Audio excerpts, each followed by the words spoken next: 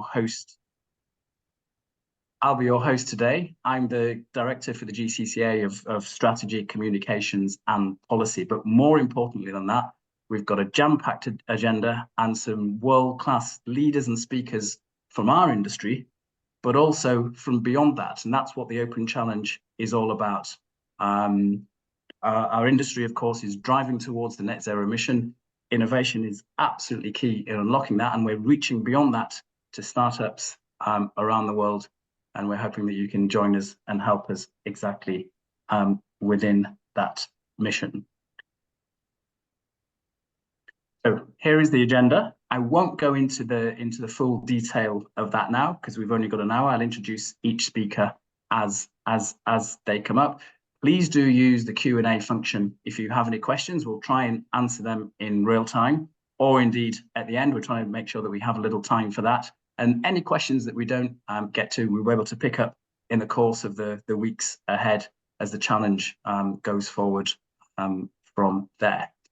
Look, without further ado, let's get into this. It's a great pleasure and honor of mine to introduce you to the GCCA CEO, Thomas Guillot. Thomas is a passionate leader on sustainability, leading one of the businesses before joining the GCCA with Wholesome on the circular economy. I see his passion every day, and it's a pleasure for me to introduce Thomas to take us through why innovation is so strategically important for the cement and concrete industry. Thomas.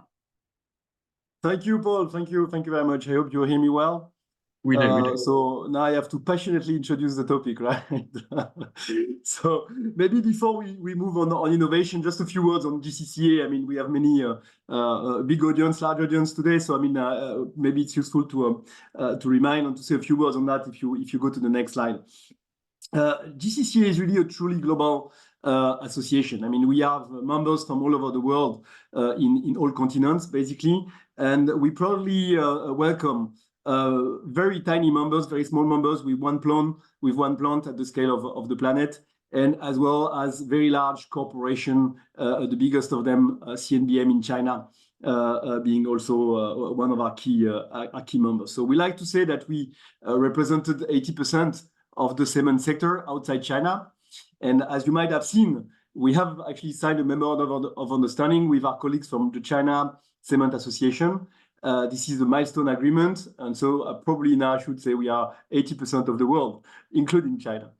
As I said, I mean, we have been working with China, and I just want to highlight that, reflecting on the attractivity of the GCCA program.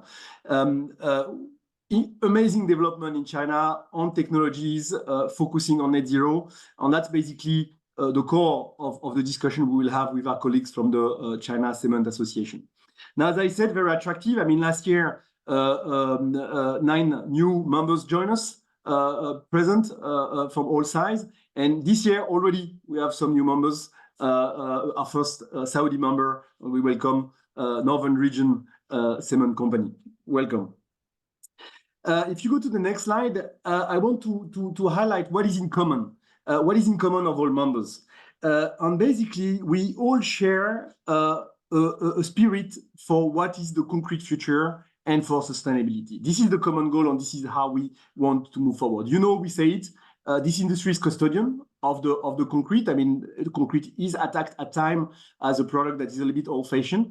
We have to demonstrate, and we are demonstrating that there is a future for concrete. On the future is for concrete. Actually, there is no way to substitute. We know that our material is the backbone for modern society to develop, and we cannot accept that people are challenging us on that. We have an essential product that is essential to build the modern world of tomorrow, and particularly true in the global south, as we say. So we have a few strategic pillars in there, and we have 5 of them. And in that, you see the fundamental activities around the net zero delivery as the challenge of the industry. And in that, we have innovation. Innovation being one of the pillars on quite unusual for a trade association. About 30%, about a third of our activity is on innovation. So you all know our roadmap. If you go to the next slide, our roadmap to go to net zero, that's the commitment that we made in 2021. We rely on 7 levels. I will not develop them further because of time.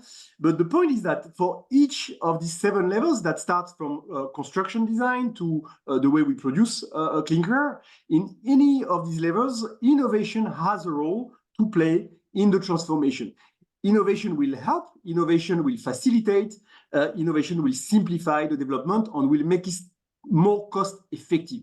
So I think that's a very important thing that we need to remember. While our roadmap is achievable today with the technology that we have, innovation is a key enabler and is essential to come in order to facilitate the transition. So what are we doing with innovation? And if you go to the next slide, I mean, we are very proud to have 3 what we call world-class innovation platform. The first one, GCCA Research Network.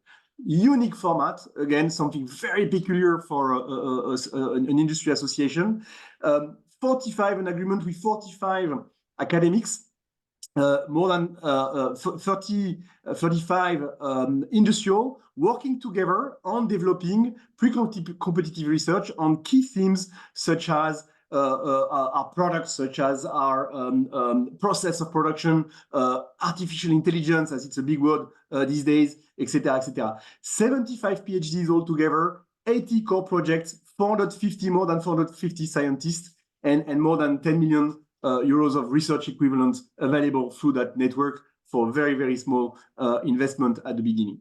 We have then 2 platforms, and I go to the next slide, Paul. The Innovandi Open Challenge, that the Startup Accelerator, this is where we are now. We had it in 2022, and you see the themes on carbon capture, on carbon use, mineralization. 6 startups, 6 consortium that are currently working, that have delivered very tangible results, very interesting stuff going out. In 2023, we are in the middle and we will deliver the results of this challenge with the demo day on the 6th of June. I mean, we believe that we'll have minimum 4, probably more consortium there as well, again, focusing on key ingredients for low carbon concrete. And today we have the 3rd challenge, and I will let Claude announce the themes a little bit later. The 3rd pillar, and I will finish that with this, that's our entrepreneur network, which is a little bit the natural continuation of the Open Challenge. It's basically getting the startups and try to follow the connection, keep the connection with the startup, and make sure that the startup have access to our industry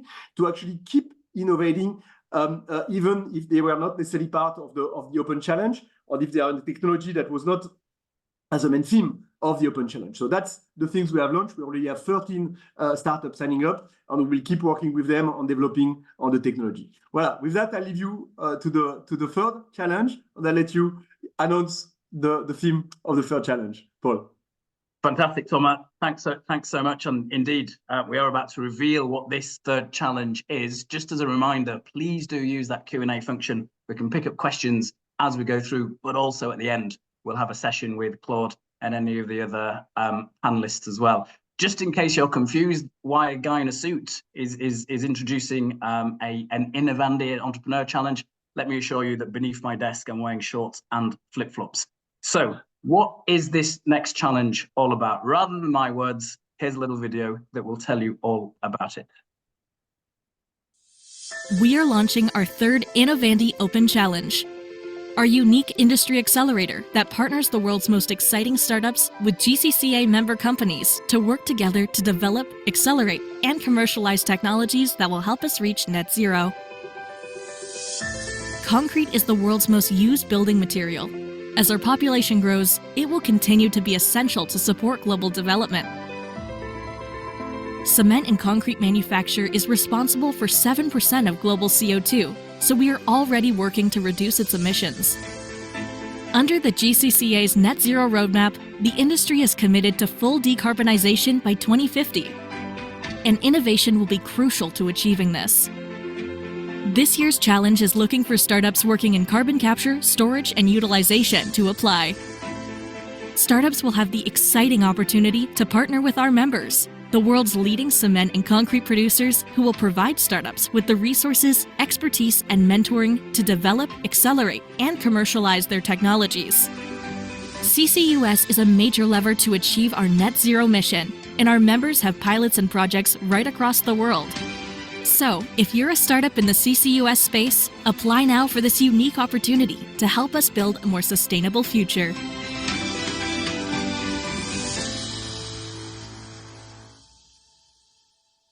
So that's it. That's our challenge: carbon capture, storage, utilization. And a little bit later, Claude's going to tell you all the details about indeed how you can enter. And it's super exciting for us to look again at this particular topic. And my next speaker will tell us exactly why it's so important to the industry, but why innovation is also key to drive forward the progress that we're making in that space. But look, without further ado, let me introduce you to Jan Ullen, who is Head of Technologies and Partnerships and really leads the CCUS work for Heidelberg Materials. He is a mechanical engineer. He's been in the cement industry for 30 years, and it's some amazing work that Heidelberg Materials are doing. But he wants to talk about why indeed innovation continues to be so important. Jan, over to you. Yes, thanks, Paul, for the nice introduction. And I saw already a few pictures in the movie that will show up back again. So, and I want to express how much innovation has been relevant to where we are today, but how it will also be extremely relevant in the way forward to reach our ultimate goals. So if you go next slide, please. You had this picture in the video as well, but if you look at the left side, this was the small pilot we did nearly 10 years ago in Brevik, a scrubber with a diameter of maybe less than 0.5 meter. So you can see these piloting works from 10 years ago, they ultimately deliver in a real project. And this is for the amine technology. If I move to the next slide, that shows a similar development in oxyfuel. Maybe some might remember the SEMCAP project, where we built in Hanover. Part of the actions there was building a small clinker cooler to pilot oxyfuel operation. This was done in 2017. And you see now the construction of the demo kiln in CI4C. That's a collaboration between 4 cement companies. And you see how these innovations of 2017 now result in a full-scale, large industrial trial, I would say. Taking it to the next.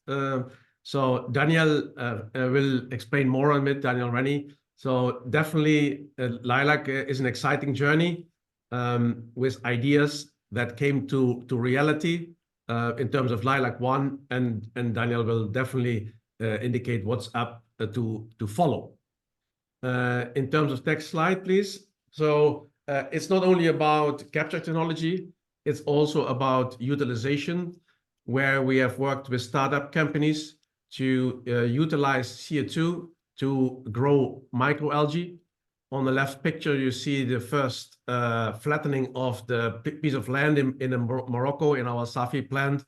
And then a couple of years later, we are in full operation and we are selling our microalgae that are made out of CO2. In fact, this is the first project in Heidelberg Materials that delivers money from CO2. And it started all with working with a very small company with 3 employees to get this done.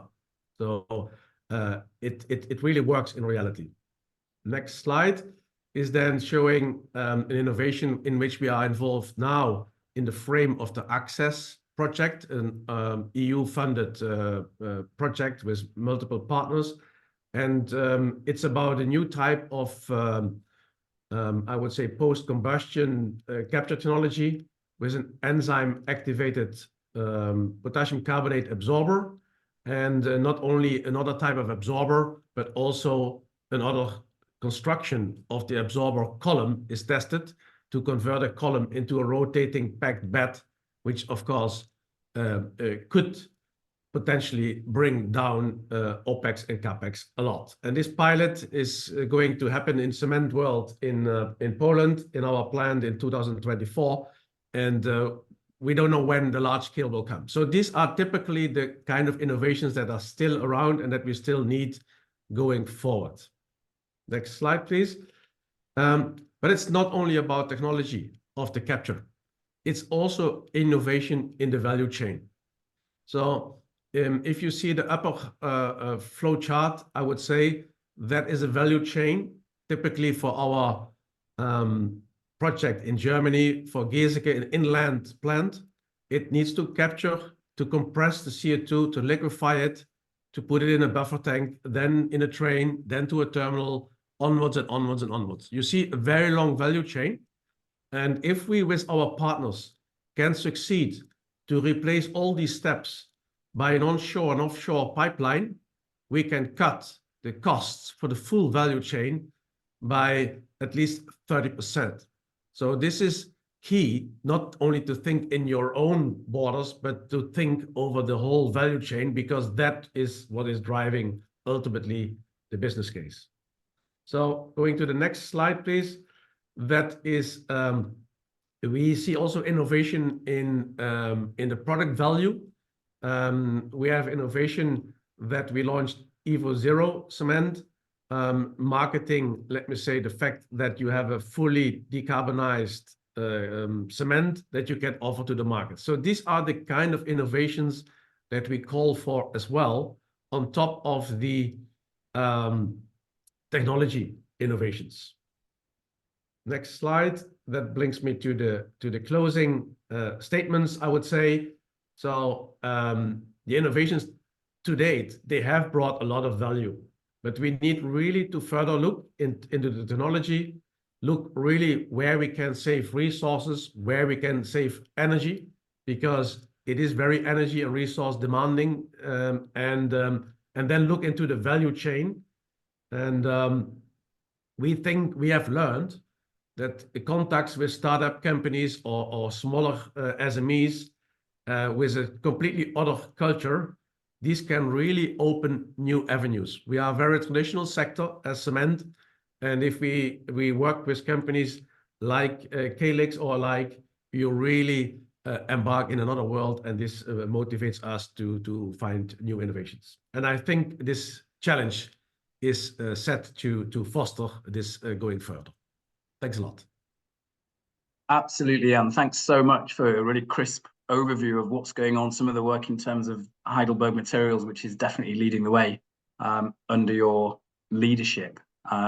So just to remind, we've talked about the topic of CCUS, of our third challenge. We're going to talk a little bit more about that as well. Please do use the Q&A function for questions that we'll get to at the end. As well, Claude will be going through the details of how you can enter. But let me just introduce my next speaker, Ruth Herbert, who is the CEO of Carbon Capture and Storage Association, to talk about the work, well, in the UK and around Europe as well. Ruth has worked in UK government for a couple of decades, really leading work on electricity market, CCUS, and financial services, and got a really great bit of experience that she can sort of bring to light now. So Ruth, thanks ever so much for joining us. Over to you. Thanks, Paul. So just a bit about the Carbon Capture and Storage Association. I've been CEO for about 2.5 years, as you say, coming from the public sector originally. This association really is the trade association accelerating the commercial deployment of carbon capture, utilisation and storage. We do that through a mixture of advocacy and collaboration between our members. If you go to the next slide, the key thing I want to emphasize here is the breadth of our membership. We really are an umbrella association. We cover the whole CCUS value chain. Particularly relevant, I think, to today are our carbon capture developers, who really focus on improving capture techniques and the efficiency of that, and different applications of carbon capture. But really increasingly important to us are our end users in the power industrial sector, as well as other sectors like waste.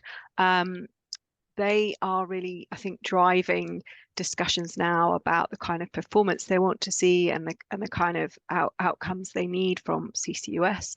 And then we've got the storage, the engineering, the supply chain, and the service sector that also supports this. So I think just really to emphasize kind of this is about connecting the whole value chain together, and that's when exciting things happen, like the cluster projects. And we do have some cement and lime industry in our membership, so it's really great to see some of them here today as well. So we did a big piece of work really back in 2022 with all of our members to look at what is required to meet the UK government's 2035 ambitions for CCUS, their net zero targets. And we developed this image and these pillars, essentially, each with enabling actions in them. What does it take to deliver the volume of CO2 captured and stored that the government needed? And what are the foundation stones for that around the attractive investment framework for commercial deployment, timely delivery of clusters, all of these other supporting pillars. This framework could be used in any jurisdiction, really, but a key pillar there, as you can see, is investing in innovation. That's as Jan was saying earlier, that's not to say that this technology isn't commercial, can be deployed at scale. Many of the elements of CCUS, so carbon capture, has been used for decades in the chemicals industry. Transport of CO2 has been done for enhanced oil recovery onshore and offshore in the US and elsewhere for many decades. Storage, again, has been done for many decades, most notably in Norway in the Sleipner project. But what we really see as important in this next phase as we develop and deploy the first of a kind projects is actually learning from those first deployments, having research into that deployment so that we can improve performance going forward, and also allowing newer technologies to come forward and be deployed in second, third of a kind projects. So with that in mind, we have an action plan for each pillar of this house, as it were, and the action plan for investing in innovation has a number of areas that we are taking forward as a trade association. In particular, we've established a research and innovation task group where we have some academic members as well. I didn't mention earlier, but they were on the bottom corner of the slide earlier. And really an opportunity for our sort of innovative members and our academic members to come together and look at how they can develop and collaborate on innovation. We've also spent a lot of time thinking about, as a trade association, how we can facilitate improved data and information sharing from the early projects with the wider industry, from the innovators with the developing industry. And I'll talk a bit about that in a moment. But really the important thing in the next phase for us is to focus on cost reduction. And that's something that's very, very important to policymakers in the UK and in the EU and globally is a really big topic, I think, but also continuing to strengthen the links between industry, academia and the innovators and the incubators that are coming through from universities, small companies that join us and become part of that wider CCUS family. So one example of something we're doing as an association, if we move to the next slide, is we, as part of this project, looked at what is the project pipeline, what is the demand for CO2 capture and utilisation of storage across the UK, and we put all of that information into the UK Carbon Capture Project Pipeline, which is a tool that you can go and look at. You can see locations of projects, how much is captured, how much they plan to capture a year, where they've applied for government support or secured that. And we've done this in partnership with Endrava. So again, trying to bring innovation in also kind of industry knowledge into the industry.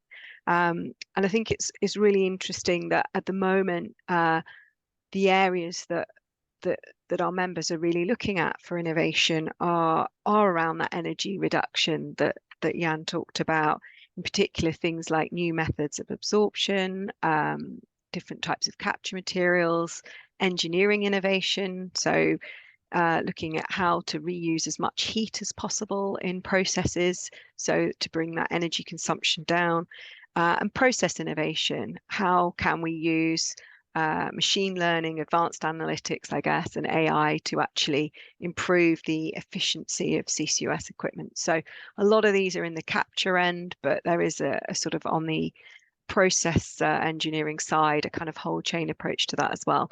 So, but yeah, please go and have a look at what's on our website, and let us know if you want to know more about what we're doing on innovation. Thank you. And I'm really looking forward to seeing what comes out of the challenge. Thanks.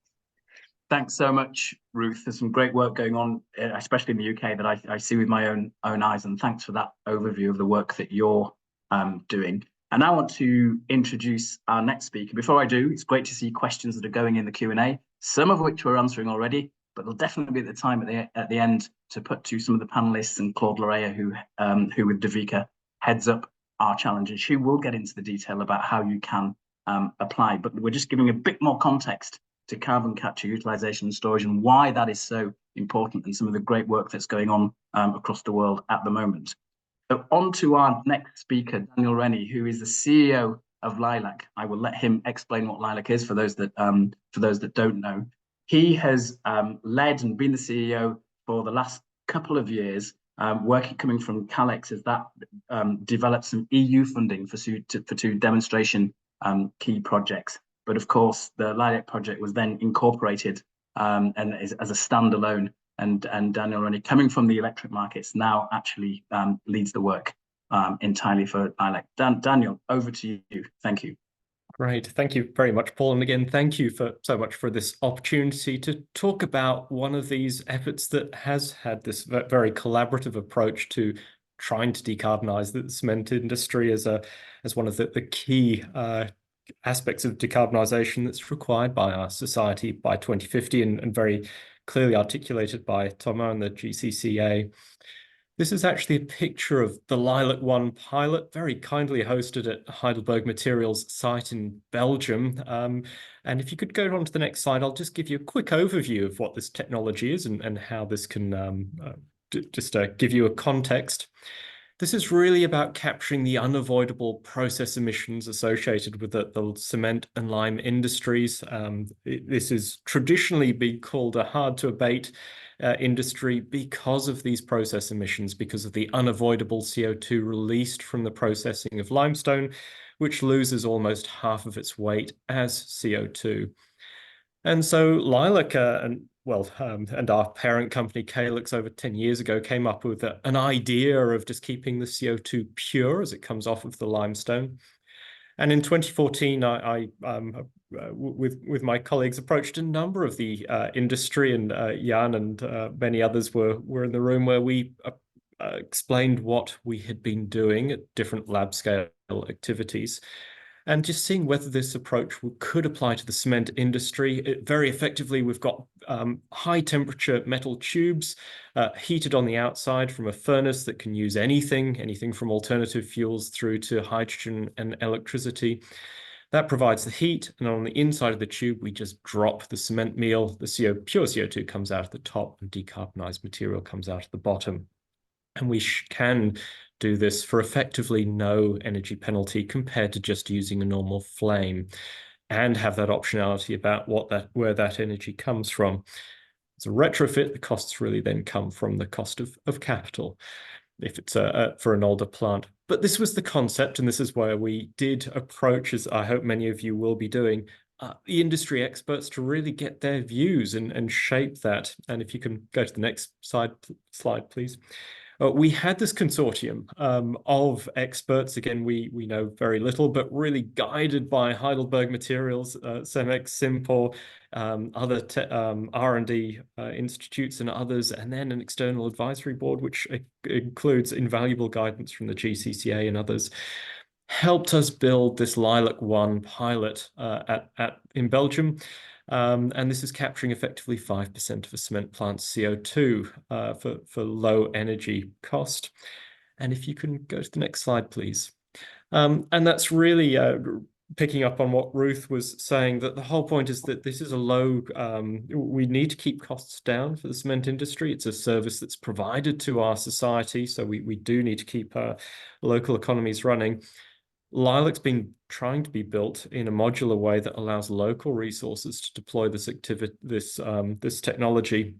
and again at low cost, both in terms of capital and expense, but it's difficult to do, and it's only through collaboration, particularly these industrial partnerships, that have allowed Lilac 1 to be built. Lilac 2 will be built this year, is the intention. It's finished detailed engineering and passed FID, and we're already into engineering for full-scale application, which is effectively just duplicating the modules that we've got in Lilac 2. So that's really our approach to scale up. And again, this has been shaped by our industrial partners and academic partners. And so I really, again, couldn't be more supportive of this opportunity that's being arranged and organized. We do have a big societal challenge. And again, we're open to collaboration as well. And wish everyone the very best of luck. And again, our thanks to the GCCA, Heidelberg Materials, and all of our other partners. Thank you. Thanks so much, Daniel. It's fascinating work that's going on with Lilac, and we thank you for your leadership and contribution today. So we're going to press on, and I'm going to introduce you now to heads of R&D from some of the pillars of our cement members. From Adelio Bermejo, head of global R&D at Holcim, and he has been since 2019, and Daniel Duque, who heads up the Future Tech Labs at Cementos Argos. They're going to talk about the role of open innovation. I'm going to ask them to do it quite briefly, because then they're joining a panel, because we need to have a bit of time to explain how you out there can actually join this this open challenge. Questions coming in, keep them going. Adelio, over to you without further ado, please. Okay, good. Thanks, Paul, and thank you very much for this opportunity to share my experience of season 1. So we were at the very, very beginning with Daniel and Claude leading all that. And we were very much attracted by the opportunity of launching these startups for many reasons, because the season 1 shows that open innovation is a fantastic opportunity to open our mind even more. And at GCCA, we're fully convinced that 80% of the innovation will come from the external world, and the external world are the startups, the academics, suppliers, the customers, etc. So, and then in these times, as leaders, we must be agile to break free of the old way and the business as usual. So we must be the role models of accountability for the future, collaboration, and urgency to learn fast, and to learn fast from the outside ecosystem. That's why the season 1 has revealed some fantastic startups. We're still collaborating with them as a consortium or together, so individually, with one objective, is to make them scalable. And the scalable means that we need to reach big volumes of carbon capture or use, for the benefit of the industry, because there is a sense of urgency, and for the benefit of the concrete. Now I pass it over to Daniel, who was at the very, very beginning of this journey, together with me and Claude. Thank you, Adelio. Yes, as we have seen, we need to create an entirely new industry that that is CCUS, and we don't have a lot of time, and we need to handle hundreds of millions of tons of CO2 if we want to achieve our objectives of carbon neutrality by 2050. So open innovation has a lot of benefits that, through collaboration between various parties, will help us to accelerate the feedback loops that the innovation ecosystem needs to take action.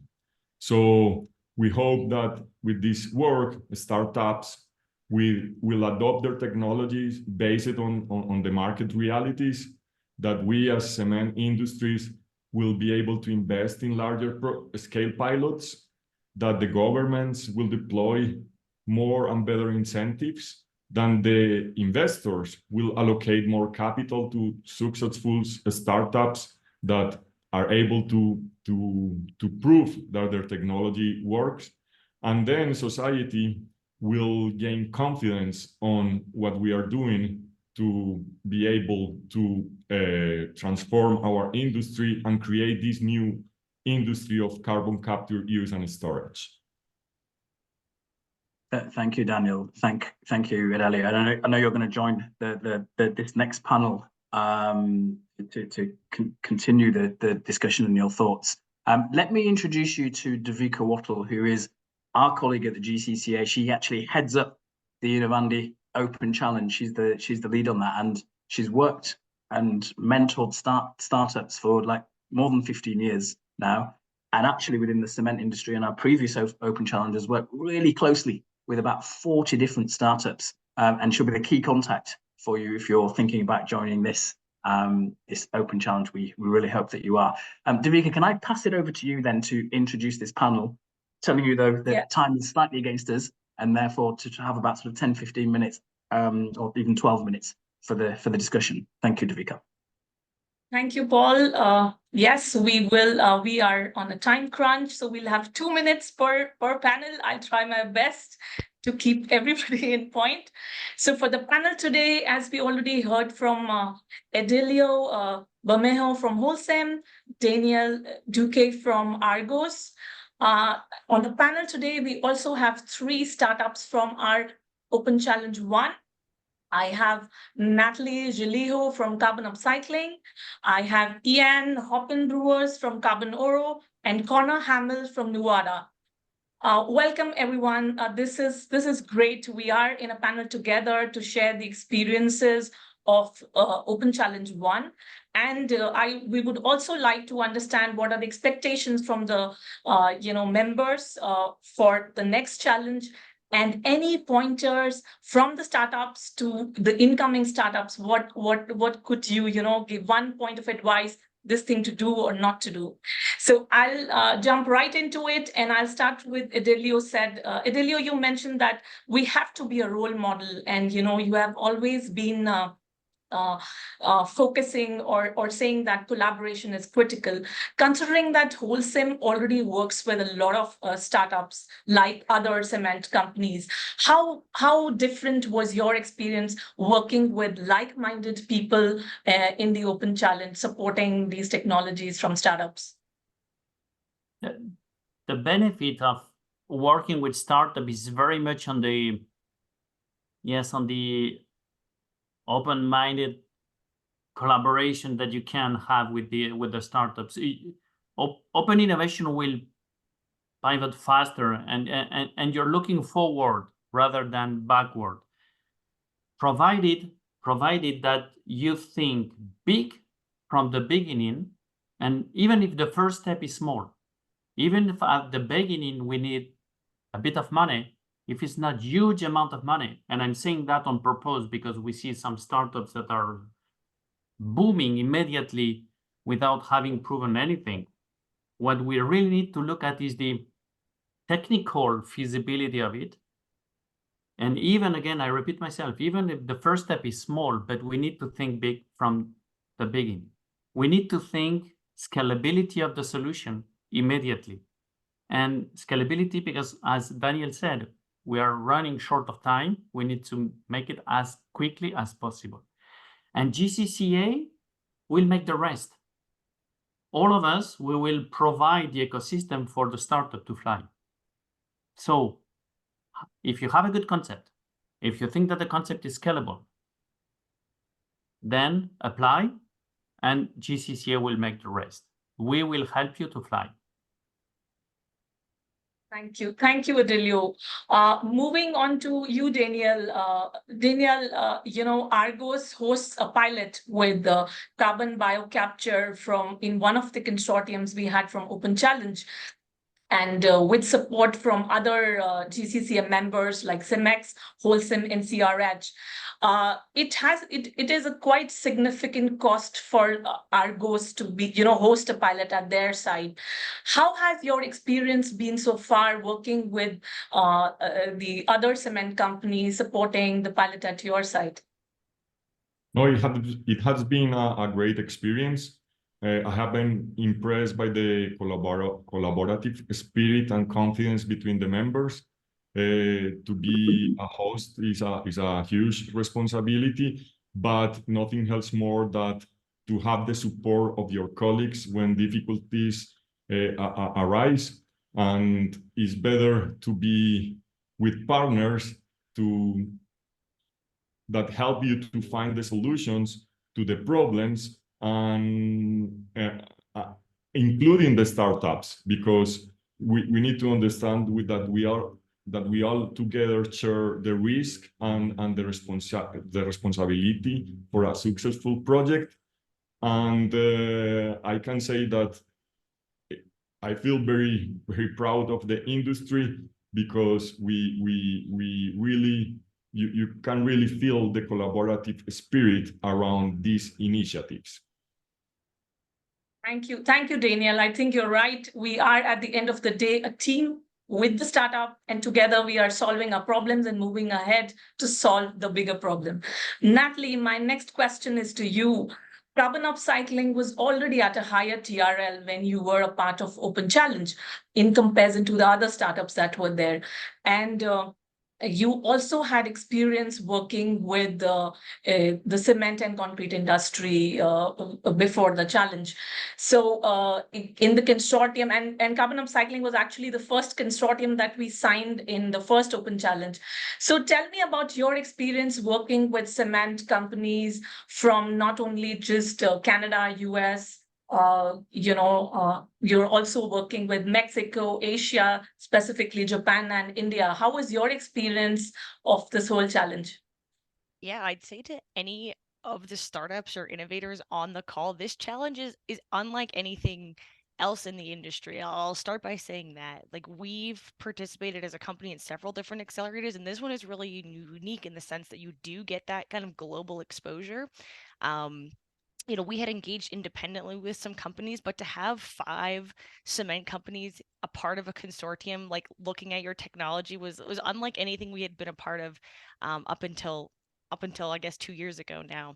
I think for us, one of the things, we had a higher TRL technology, but I think when you look at materials from around the world, compositions change dramatically, and that was kind of an eye-opener for us in this. And so we got to see compositions that we hadn't worked with necessarily before, that were definitely lower TRL levels for us, but kind of gave us the opportunity to start working with different regions of the world, within the cement companies we were already even working with. So I'd say, it's a big challenge, like 5 cement companies, all eyes on you. It's a lot of pressure, and I think planning ahead and having a good plan and sharing updates as you go, like from an innovator's perspective, just dart off a quick email that says, hey, ran a couple tests, things are still looking good. All of those things make a big difference. But definitely glad we participated. We're also a part of the kind of new program that's kind of supporting startups kind of after the cohort. So we're really excited about that too. So yeah, I'm open to questions at the end. Thanks, Devika. Thank you, Natalie. Very well said. It is daunting, but at the same time, you get different types of opportunity. Next question for you, Ian. Your technology was, I would say, by using biphasic amines for carbon capture was more acceptable to the industry, because it was quite comparable with the traditional amines, and the significant the energy consumptions or the savings in energy and everything. So I think you had a lead there, which led to a cement specific feasibility study for carbon oro. But considering that you had never worked with cement industry before, and this was your first time working so closely with so many, over 6 cement companies as a part of your consortium, how was your experience with the cement and concrete industry? Well, maybe building on what Natalie said, getting them all into the same basket on agreeing on the same feasibility study. Otherwise, we had to do 6 feasibility studies. We finally agreed on 2 cases, and that went excellent. Yeah, we showed that we are more energy efficient than the regular amine solvents, and on that basis, we're now doing a 10 kiloton pilot at the waste to energy company, and we're going to do another one at the brick factory, in which Natalie's company is also involved. It's a Horizon project. And yeah, it was an excellent experience. It also thanks to your help, of course, and we had really simple documentation, simple agreements. Yeah, that's absolutely not the scary part. There was no scary part. It was a good experience. Thank you, Jan. Moving to you, Corner. Yours was a very Corner. Are you with us? I'm still here. Yes. Okay. Corner, considering MOF, metal organic frameworks, was low to medium TRL, I would put it. And when you applied, and you had no experience with the cement or concrete industry, and now you are getting into commissioning your first pilot at Bootseed's site, which is quite exciting, and a transition of how your startup has evolved over the last 2 years is really commendable. And considering that when we started, we had 3 members, we had our, challenges, and now we are at a consortium with 7 GCCA members supporting your startup. So how is your experience in terms of the support that you've got from not only Bootsy, where your site is, but also the mentorship from the whole consortium? I think it's it's an absolute privilege to be able to associate and work with some of these pioneering companies in the industry to achieve some of these decarbonisation goals. To the innovators that are out there, this is an absolutely wonderful opportunity to get exposure for your technology, get in front of some senior leaders in some of these industry with these industry players. I think the open innovation is critical. Getting next generation capture technologies into the field is mutually beneficial for the industry. Being able to address some of those pain points, as we've heard previously, around energy demand and equipment cost, but also for the startup to give them that opportunity and that step to get their technology into the field. I think the challenge is somewhat unique in that you have this collection of what would be traditionally competitors, working together for the greater good of the industry. And I think that collaborative approach is somewhat unique to this challenge. Our experience has been, wonderful. In particular, as you mentioned, the team at Bootsy, they've effectively opened the doors for us and provided us with a wide range of support, everything that we've needed to make this pilot a reality. And, of course, your own mentorship and support as well, Devika, has also been, very much greatly appreciated. But I think this challenge, as Natalie had said, it is somewhat unique. This accelerator is somewhat unique, and it effectively can help accelerate years of business development, getting in front of the right people, getting your technology, recognized within some of these global leaders. Thank you, Corner. One quick question to you, Corner. What would be one piece of advice that you would give to the startups who are applying to the challenge? What should they keep in mind? Yeah, I think it's the old adage of apply early and have a very clear ask of exactly what support you need from these companies, and have a very clear ask. And if in particular there's certain companies who can provide more insights or a little bit more active in your space, certainly of course look to try and target those as well. But apply early with a clear ask would be my advice. Thank you, Corner. Now I'll move to Idilio and Daniel. Quick question for you. What are your expectations for this challenge, and what would be one piece of advice that you would give to the startups who are applying for our next challenge? 30 seconds each, gentlemen, at most. Okay, again, as I said, think big and scalability from the beginning. And then we will provide the ecosystem to make you fly. I would say know the industry, have a progressive approach to the challenge, and be flexible. Yes, well said, Daniel. Be flexible. That's true. And we will see how it evolves as you are part of Open Challenge. Thank you, everyone. It has been a great panel. I wish I could continue, but we have a time crunch right now. Over to you, Paul. Thank you, everyone. Thanks, Devika. Thank you, panelists as well, who I know are answering some of the questions that are going into the Q&A. So we've heard from a number of the startups from our challenge one. We also have some testimonials from the challenge 2 that I was going to play for you, but that video will be on our website. But what I want to quickly move to is to introduce you to Claude Loreo, who is the Director for Cement Innovation and ESG at the GCCA, because she's going to actually talk about how you entered this challenge. Claude, over to you. Best job for you at the end. Thank you.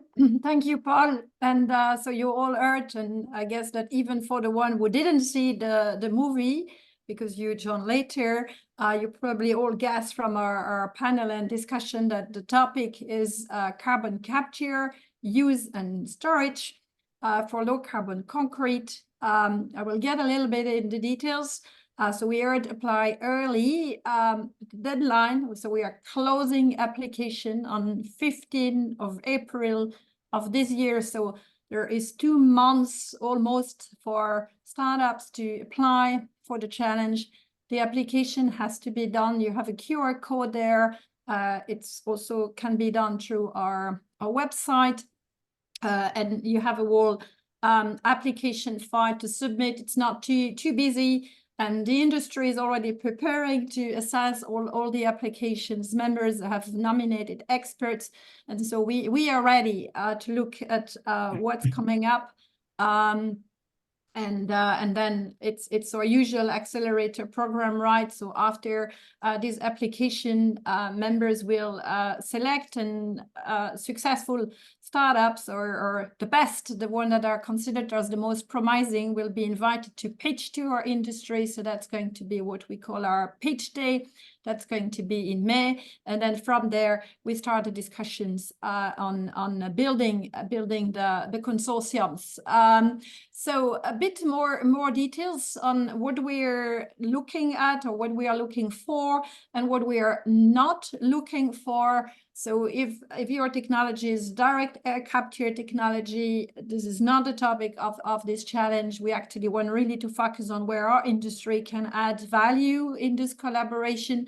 We are in this case not looking at kiln electrification. It's certainly an interesting topic, but we don't consider this as being a capture technology. We are not looking here at alternative fuel technologies or low carbon fuels or hydrogen. Those are certainly decarbonisation methods, but again, not the topic of this challenge. And we are also not looking at transport and storage solution apart from mineralization. So when now I go into what we are looking for and what will be our main judging criteria, although it's not exhaustive, we are in the field of innovation here, so there might be things we haven't thought of. We hope there are things we haven't thought of that are going to come up. But in case of carbon capture, again, it has to be ponso, so really a technology that can be used to capture the CO2 from our plants. That's really the main focus here, the purpose. If it's a use technology, it's of course CO2 used in our value chain. And then what is really important there, it's as a judging criteria will be the scaling and deployment potential. Then we will also judge on the basis of the innovative and unique character of the technology compared to other technologies, because we are today, there are already many technologies out there. Environmental assessments, what are the other impact, what's the energy intensity, what's the water intensity of the process, is there any waste utilization, are there prerequisites for the process? So those are all the kind of questions, and you heard it from the startup who testified here. The industry is asking questions, and I think we all grow from those exchanges between the startup ideas and then being confronted in the nice way of the word with the industrial world and our industry that of course has its specificities when it comes to possibly also doing process embedded technologies and those kind of things. So apply through our website. We are there to answer questions. Deadline 15th of April. Topic carbon capture and use. Over to you, Paul. Oh, fantastic, Claude. Well, you need to stay right there because I've got some questions coming in that I want to put to you. But just to remind, please do look on the website. You'll find on the website all the information that you need, how to enter it, etc. You will also find at some stage later today a link to this webinar that you can feel free to share to colleagues or your networks as well. You can also see here an email for any questions that you want to follow up with. Address it, take a photo, do what you need to do to make sure that you have those to hand. So we do have a couple more minutes. We do have a few questions that have come in. I know lots have been answered, but Claude, whilst we're here, why not direct air capture? Why are you not wanting to focus the challenge on this? We have had the answer through the VCAS panel. Really here we are the cement industry. We need to decarbonize. Direct air capture is certainly an interesting technology to take the CO2 from the atmosphere, but we want to focus on decarbonizing our sector, on dealing with our own pond source emissions, but also we want to run this. We heard that this accelerator is a unique program. It's a unique program because the startup get to speak to our industry experts and get in contact with our industry. And so, of course, we want to focus here where our industry people can add value. So where and keep the unicity of this accelerator and keep the discussion. Okay, bright idea from outside the industry. How does it work in the industry for our industry? Fantastic, Claude. And we've heard from startups directly, and the testimonials will be on their website as well. But there's a question around who owns the IP, and there's also a question of why we haven't formally announced any of the consortiums to the consortia to date. If you want to take both of those. Okay, so who owns the IP? It's pretty clear. The IP stays with the startup, and our industry is only here, as Idelio said, to help startup to fly, not to steal ideas. So IP stays with the startup. Don't fear anything. It's all done in full respect of startup ideas. So no fear to have to apply here. On the previous challenge, we're about to announce a few consortium. I don't want to reveal today how many. It has taken a bit more time, and this is a phase that takes time, but I think it's fine. It takes time. After, the pitch day, then NDAs are signed, and then interested members discuss with startups, and we really need to take the time to agree. What are we going to test? How are we going to test it? And I think it's probably time well invested in spending a bit more time to really agree on what we want to do, to save time afterwards. So yes, it has taken slightly longer. This time we had really interesting startups, but the consortium will be announced from our previous challenge and very soon. Fantastic, Claude, and we're just about on time to wind this up. Look, it's our third challenge. We're learning as well. The sector's learning as well in terms of reach out to the startup. So we're getting really valuable experience. We definitely want you to continue to join. You've heard that from our lead experts. Can I take the opportunity to thank all our great speakers today that joined us? Do please look on the website. As I say, on the GCCA website, Innovandi Open Challenge, all the information is there that you need. A very, very small plug to our next webinar. We try and put a webinar on every month, and we'll be launching something quite different.